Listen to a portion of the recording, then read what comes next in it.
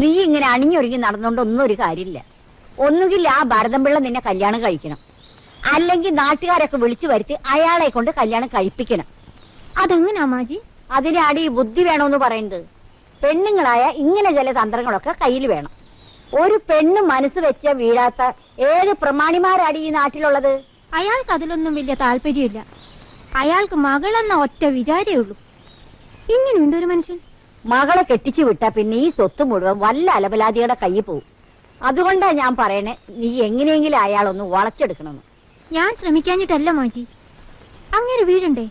എടി, വാരിക്കുഴി കുത്തി ആനെ വരെ വീഴ്ത്തുന്നു, പിന്നെയാണ് ഒരു ഭരതംപിള്ള.